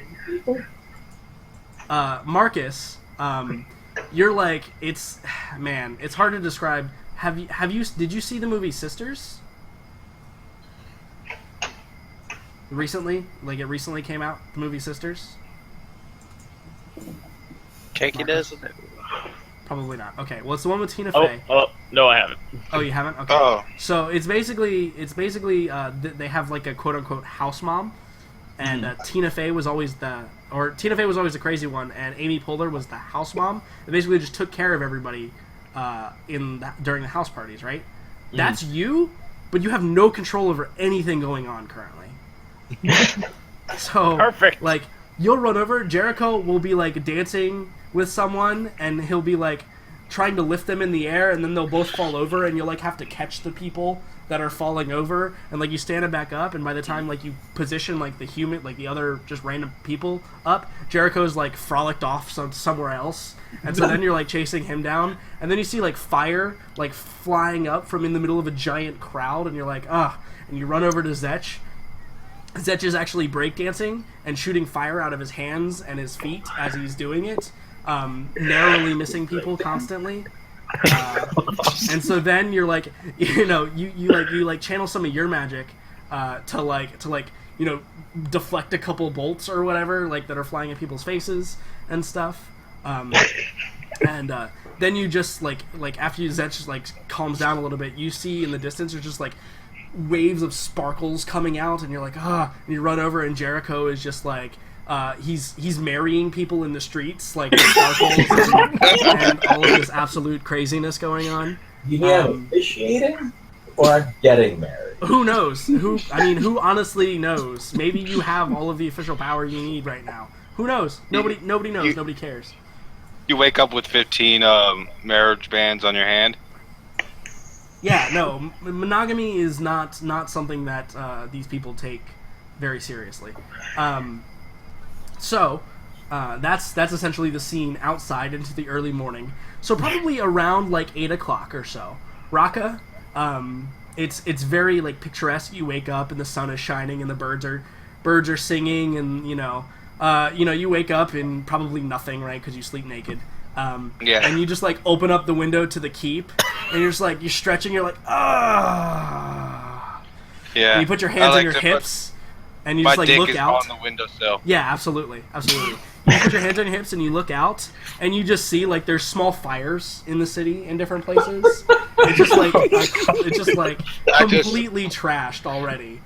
I and just you can look out at it, and I say, "It's beautiful." Right, exactly. This is the town I helped save. No, absolutely, So proud. 100%. That's exactly what happens. You can still hear music playing, very faintly in the distance. You hear what sounds like Marcus with like his voice enhanced. No, don't touch that. Yeah. Beauty. Milo, Walker wipes a tear from his eye. Milo, you wake up to a very similar scene. You actually have to get up like on a desk though to look out the window. Yeah. And you're actually clothed, not completely naked. Are we in rooms right next to each other so that he's Probably, just yeah. seeing my Yeah, dick so hanging actually- out of the window? I'm sorry, you I guys don't even tear out have the windows. window. You guys actually probably have balconies, right? They're Yeah. probably actually balconies. So, Raka, you're just standing out on the balcony, and Milo, you just walk out, And like you see the same scene, you do the stretch thing, you look out, there's fires burning in the city. You look to your left, and Raka, you look to your right, and you see each other. Like you know, you guys are both standing on the balconies. It's beautiful, isn't it? And of course, my eyes are immediately drawn to Raka's schlong, which It's a good word. which seems about half my entire height, just how short I am, and I'm just lost for words. Just I walk. Can I walk? Can I leap over to the other balcony? It's probably not that close, but you could definitely like just walk out the door and walk over to Milo's room. That's no problem. I do, and I walk out, join him on the balcony, and I put my arm on his shoulder. Yeah, you have to like you probably have to kneel down to do that, but yeah, you probably like kneel down and like just rest your arm on his shoulder. Yeah, I do that, and I just like, we saved this town. This freaking beautiful town, and then I pull him in close, you know. Embrace him and hug. Yeah, I could give him a hug. Sure. We did it. We did it. Milo is now scarred for life. I am. I'm scarred for life, let alone Milo. And then I proceed to go about my merry way. I decided to give the castle a tour. Are you going to put clothes on first, Raka? Nope. Because there's actually, well, hold on, Raka, because there's probably like a really fancy set of clothes, like right outside your door, like when you wake up and walk out. Like I the took it. servants of the castle would like bedeck you in fancy clothes while you're there. Oh. In that Yeah, case, no, I put yeah. on the shirt And- but leave off the pants. They would totally be your size too. I put on the shirt, but I carry the pants with me. I'm not sure I want to restrict my freedom just yet. Sure, yeah. So you're just walking around. Yeah. Milo, when you know. when you awaken from your coma, you also have a fancy set of clothes, and they fit you perfectly, just as yours do, Raka. Yeah, I'll put on the fancy clothes and I'll probably set out in search of the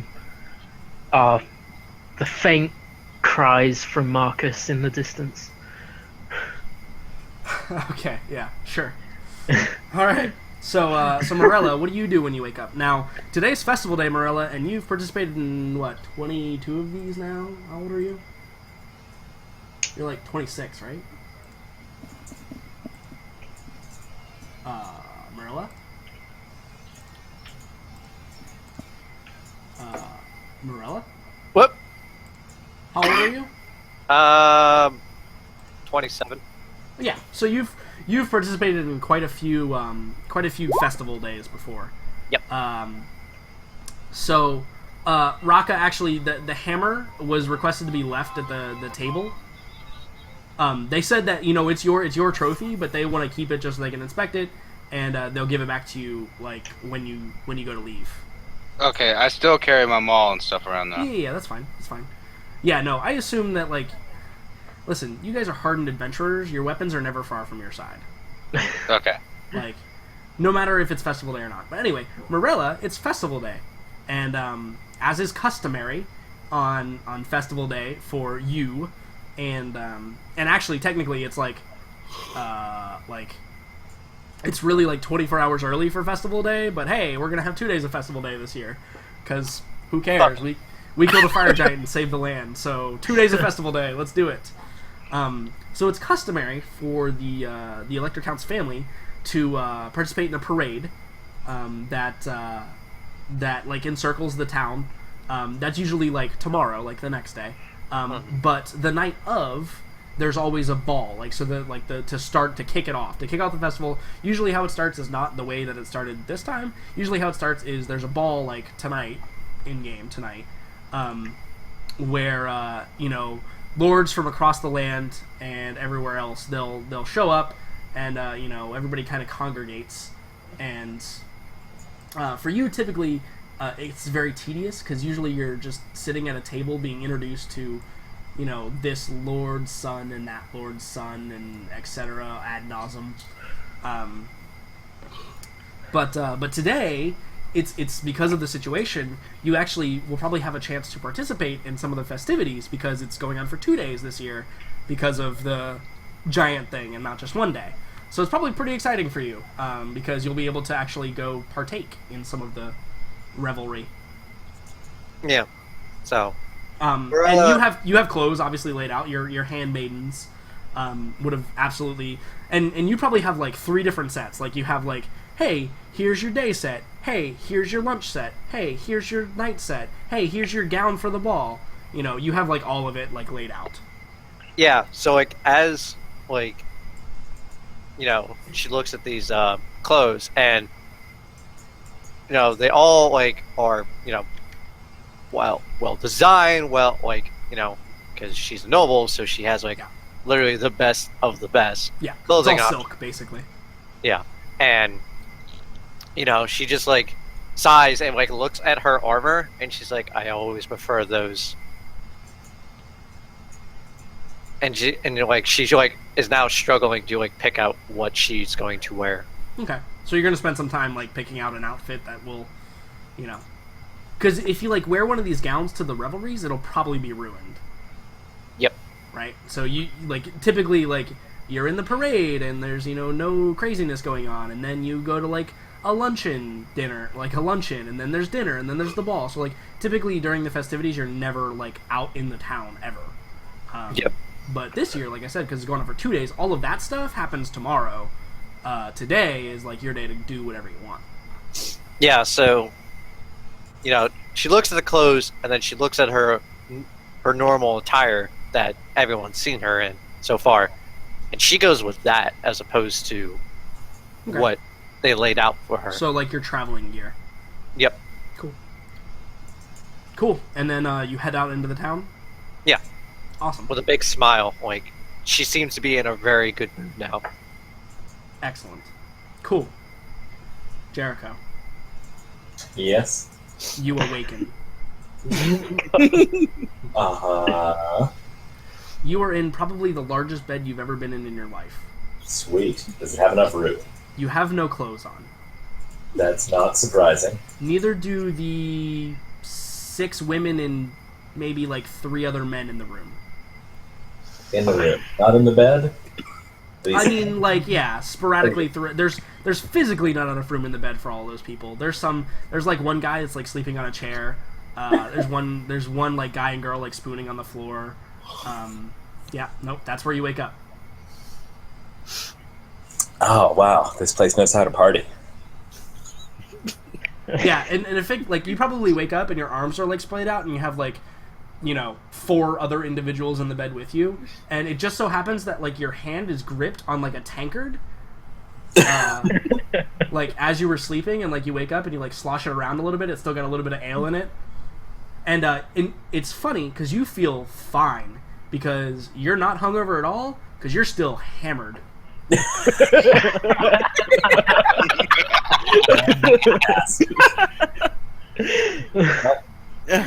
May as well draw out a good thing, so down the rest of that ale. Yep, absolutely. Just slam it back. It's a little bit warm and nasty, but hey, who cares? You're already drunk. Yeah. It's all good. I didn't agree to do anything today, did I? I don't think any of you agreed to do anything today. And also, nobody's gonna do anything today but drink and party. Yep. Like, for today and tomorrow, there's no business. There's no, like, nothing. In fact, most of the inns in town, in fact, probably all of the inns in town for, like, last night, tonight, and the following night, won't even charge you room and board. Like, they're just, hey, if you can find a spot to sleep, come sleep. Like, it's like a national holiday. Like, nothing's open. Everywhere is free, basically. The shops are obviously closed and locked and barred, and some, like, probably more, you know, perturbed shop owners might stay at their shops and not go out and party, but yeah, no, it's just one giant party. And there's very 0.1% of the population does not participate in it. Okay. given everything that he's been through, I don't think Jericho's in any rush to leave where he is right now. Cool. Yeah. So you finish the rest of the ale, and you maybe look around, and you see like a bottle of wine like down by your feet that appears to have a cork in it. So you slide your foot under the blankets, like underneath it, and then you flick it up to yourself, and you catch it. That seems safe. Yeah. Just a big smile on your face, and then we fade out from Jericho. Zetch, Yep. you wake up. You can't see anything. It's completely black. Alright, checking my eyes first. Yeah, Like, is there anything on my face? You go to rub your eyes, and your elbows hit what sound like wood on the sides of you. Try to sit up. You smash your head into what feels like solid wood on top of you. Maybe 2 feet up. Nah, probably not even that big. Maybe a 1.5 feet. Alright. It's completely black. Completely black. Do I feel anything on my head, on my face? You're lying on something that feels hard and flat. Alright. Did both of my arms hit the wood? For sure. Okay. Did you get buried alive? No, that's what I'm thinking too. It's like, okay. Casting produced flame from my fingertip. Okay, so you light up and it ignites, and your eyes you squint because it's really bright. Yeah, you appear to be in a box of some sort. You're buried alive. Am I wearing clothes? You have your undergarments on. Alright, I'll take that. Alright, pushing against the lid of this box. Yeah, it opens up, no problem, and light floods in. Cancel the produced flame. Yeah, you can't see for a minute, right? Because your eyes have to adjust. Okay. So you sit up, eventually, once you can see. Yeah, look around. Where am I? So you are in what appears to be not community center, but underneath a pavilion of sorts, and around you there are maybe 50 of identical boxes. They don't look like coffins; they look like boxes, just normal person-sized boxes, but distinctly not coffin shaped or anything like that. Was I trying to ship myself home? And you look, and you can see inside some of the boxes there are there's 2 people making out in one, and they're lying down in the box. And there's one person that's sleeping with his head hanging over one side of the box, and then his body's inside, and then his legs are hanging over the other side, he's perpendicular to the way the box. And he's just sleeping and snoring, and drool is coming out of his mouth and going up his nose, and then he sneezes and it flies out everywhere. These look like packing boxes that maybe used to contain food or drink or whatever, banners, something. You look like you're in a storage area, where all the empty boxes after they were unloaded went to go. Do I see any of my belongings, clothes, weapons, and or gear? Yeah, no, you probably see Marcus sitting leaning up against one of the poles of the pavilions, and he's got all of your stuff sitting next to him neatly folded or whatever, and he's sleeping. Just doing another cursory glance around, making sure everything everyone at least is not necessarily conscious, but everyone's breathing. I mean, out of the people you can see, no one's dead. That's what I'm aiming for. No flame-related injuries from the drunken pyromancer. I didn't say that. I said the people that you can see. Meh. Go over to where my belongings are neatly piled and getting dressed. Once I'm dressed, well, just hold on. Roll me a Constitution saving throw. this will be good. Crit fail. You're not as used to partying as Jericho is.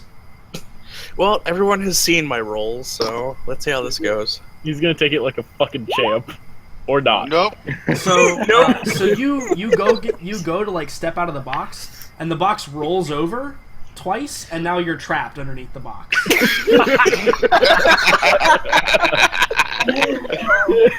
And Marcus, like the noise of that, like you like snort awake, and you turn around, and you see the box that you put Zetch in earlier that morning. You see it rolled, tipped over, and like moving around, like shaking, like somebody's crawling underneath it, trying to find his way out. So at this point, if I remember correctly, I'm probably the one who put all these people in boxes.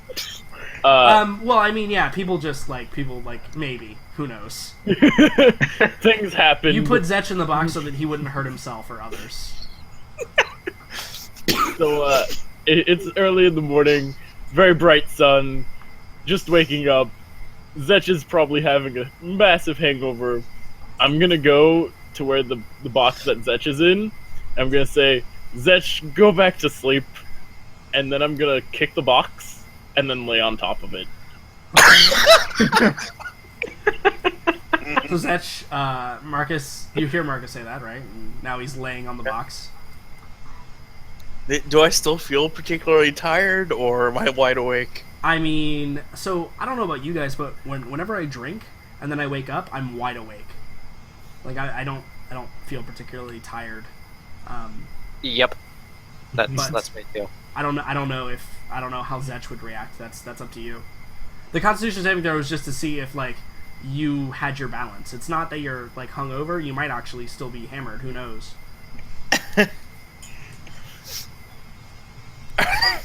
All right. Zetch's response is going to spend a second level spell slot and Misty step out of the box. Okay.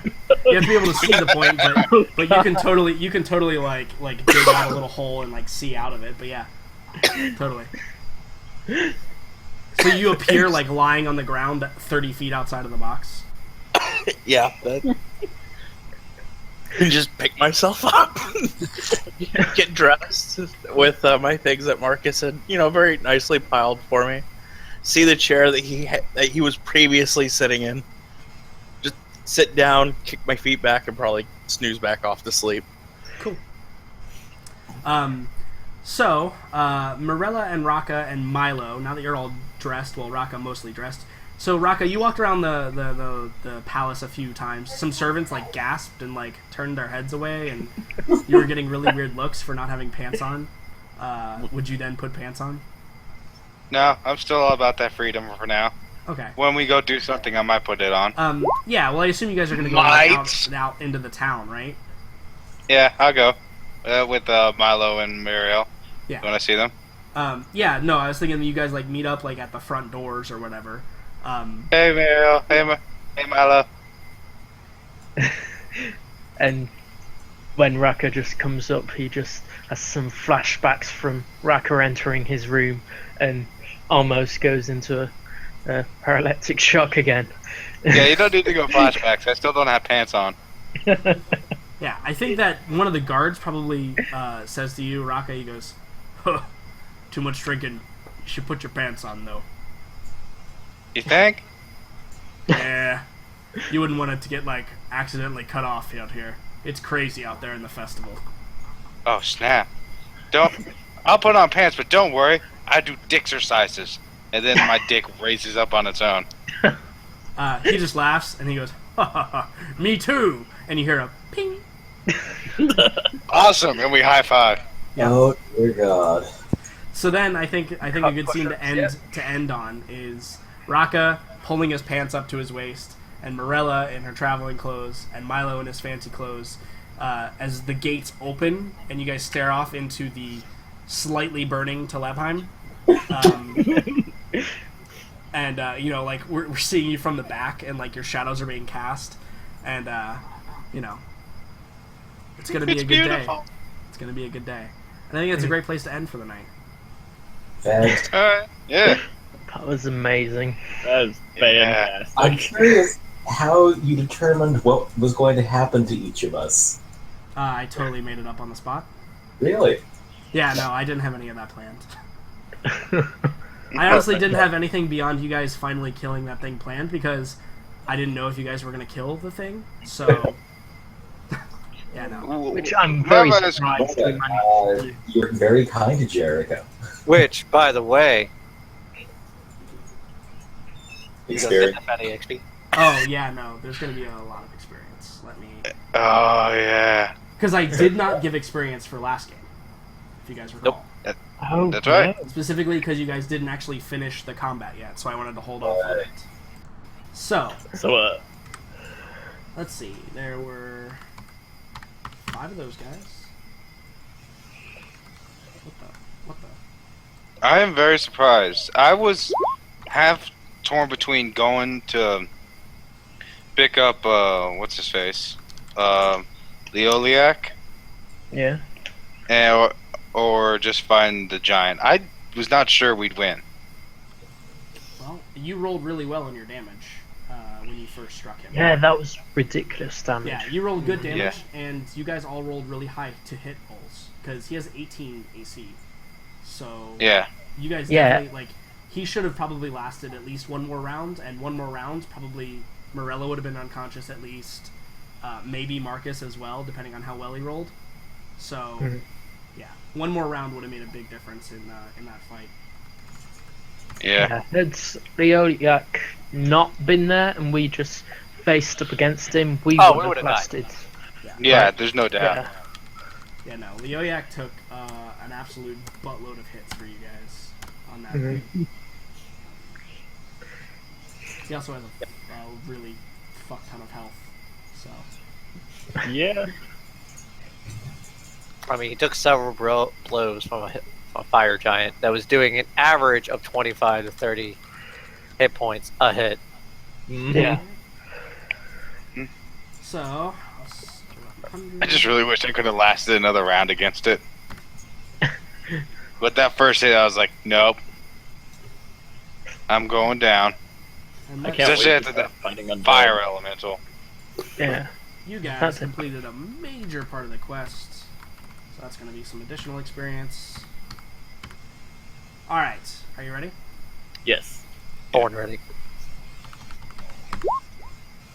Oh. Everybody That- gets that much experience. That's level 2 for Zech and I. Level It's 5. gotta be. Level 5, Level yeah. 2. Totally level 2. Yes, we got level this, guys. 2. It was quite Didn't a you big say that experience. anybody that was level 4 would automatically go to level 5? Got roll. Jordan? I mean, Yes. are you spending more of your hit dice? Yeah. I don't think it's no, going- I am. That's- You're rolling for health. I got you. Yeah. Ooh, nice roll. Yes, it is. It's very good indeed. Is yeah, I anybody needed still that. level 4? I doubt it. Nice. Zach. yeah. Well, you Yeah, can't after roll that, shit dark. else today, Zach, but you can Strength and totally roll. resolve.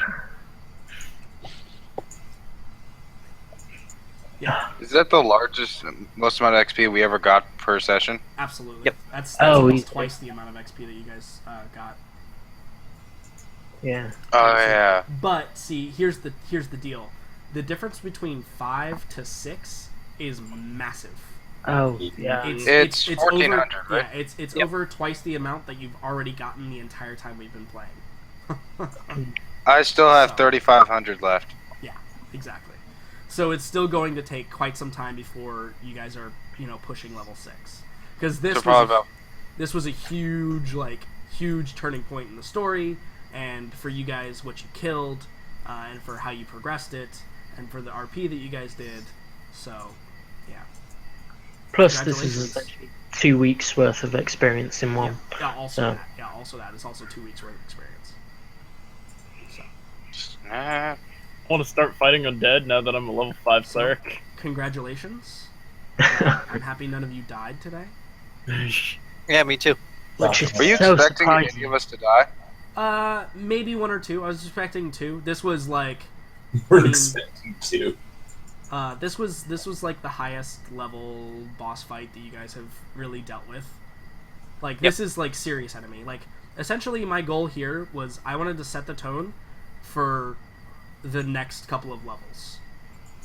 In the fact that like, hey, because you guys hit level 5 and level 5 is a mile mark level, right? It's when you guys become the next level of the next tier of play. So I wanted something that really showed that you guys are on the next tier of play, and you'll have to start thinking like that. You'll have to start thinking like you're on the next tier of play. So. Well, I was freaking out all week because I thought it was going to be a TPK. So, like I said, I mean- it very easily could have been, honestly. yeah.